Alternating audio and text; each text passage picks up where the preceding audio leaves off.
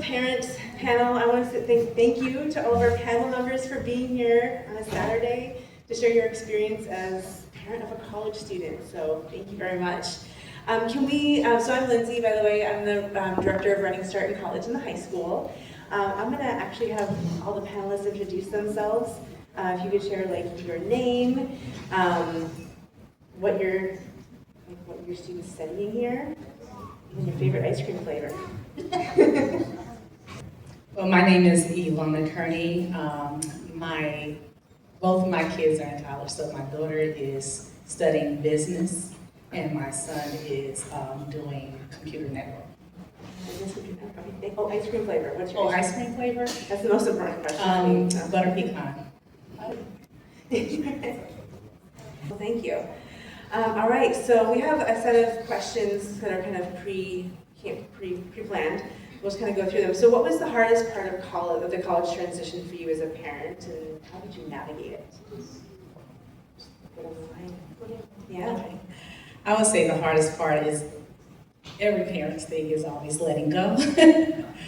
So how did I navigate it is, of course, I attended one of these with my kids, and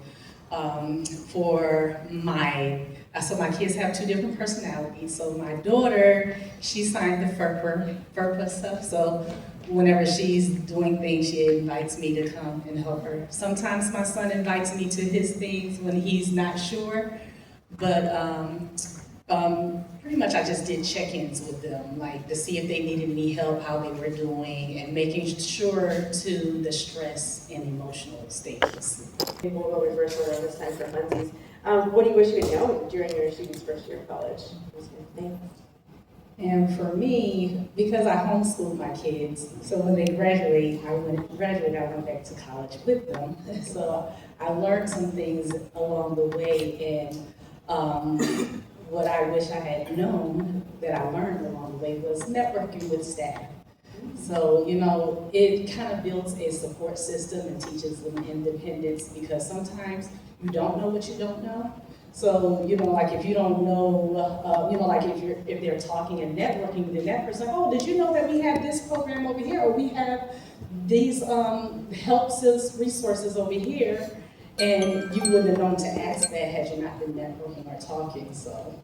Also, speaking of support services, what advice would you give for supporting a student who's struggling, but also kind of like balancing that without stepping in too much? If they're struggling, academically, socially, emotionally, what advice would you give for supporting a student? Well, advice, like my daughter always had a learning disability and struggle, so I've always encouraged her to utilize the resources, because the campuses do have a lot of resources. There's trios, there's they offer mental health, they also have groups that are there on campus. So, even with that networking and talking, you also find out about other areas that can be helped. So it's, pushing them to be more independent and self-advocating by going out and finding that, because you talk to one person, but find out something else too. So what does success or progress look like for your kids before they enter college? And did those views change once they entered college? So what about you kids? The success expectation that I set for my kids was, don't have no kids. You either go to school or you have a job, but we're not talking about no whole year downtime. And so after they started college, so when they were in college, the pandemic happened. So I let them take off a quarter because of, like during the pandemic, a lot of people, that was a whole 2 years. So it was more of, the importance of learning to take care of yourself and your mental health, and that it's okay to talk to someone. So that was what changed. Yeah. Or was added on, really. Because ain't nobody having no kids yet, so they ready, they can afford it. That's a constant. We have like Ava and said, we have several more questions. Do folks in the audience have questions that they want answered? Yet, I want to give people a chance. Come on, I know you do. for us, and yeah, they do sound very similar, which is kind of hard. I mean, as a parent, you have to just, like, that's how they want to flourish, and so you kind of have to sit back, and it's really difficult. But I would say that sometimes when my daughter would get overwhelmed or was having an issue with mental health or just being having too much on her plate, but she didn't find it, she would like double down on things to do. Like she just tried to keep herself busy because Saturday would happen and she didn't have anything for the morning scheduled. And she would just like stay in her room and like not move. Like she would just lay on her, like her room would be a disaster. Like there's things she wanted to do, but it was like all the things that had been happening, like then she needed the time to just like be doing anything. And that means to me that she's been overextending herself. Something in her life, maybe not everything, but something is overwhelming her or making her feel down or something like that. So then asking, so hey, you know, have you, maybe have you done anything at the school with that club you talked about, or have you checked out the gym, or something to let me know that she's not trying to do it by herself because she doesn't want my help still. And anything that me or dad says is not something that is a smart thing to say, even if it's the same thing she comes up with later, or whatever. But so just kind of saying, oh, you know, I saw you were going to, ice cream with the lacrosse team after. Like, is there anybody that you're getting close with? So I guess it's just making sure that she does have that community, and then the less I seemingly wanted to be involved, the more she told me.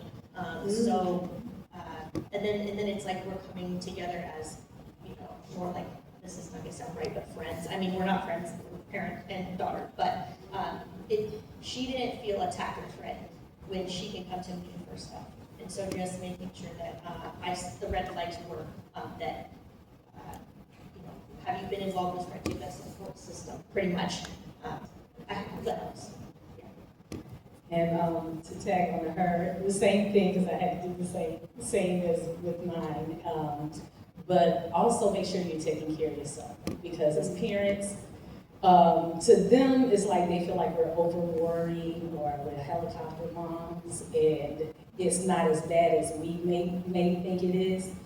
And so, just making sure you taking care of yourself, have your own support system, even talk, sometimes go to therapy and maybe talk it out with them, like, hey, how do I do this without overstepping, but I still want them to know that I'm there. I think it's really important for their own growth.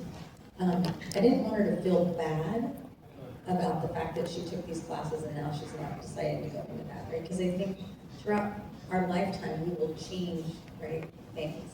And so it's just part of that exploration process and not making them feel guilty that they didn't finish that line, right? But that they've been able to find what truly they want to do, And I would also say that, just like you say, is, the way I always tell my kids is, just do something. Because in life, you gotta make choices. You can't let life make a choice for you.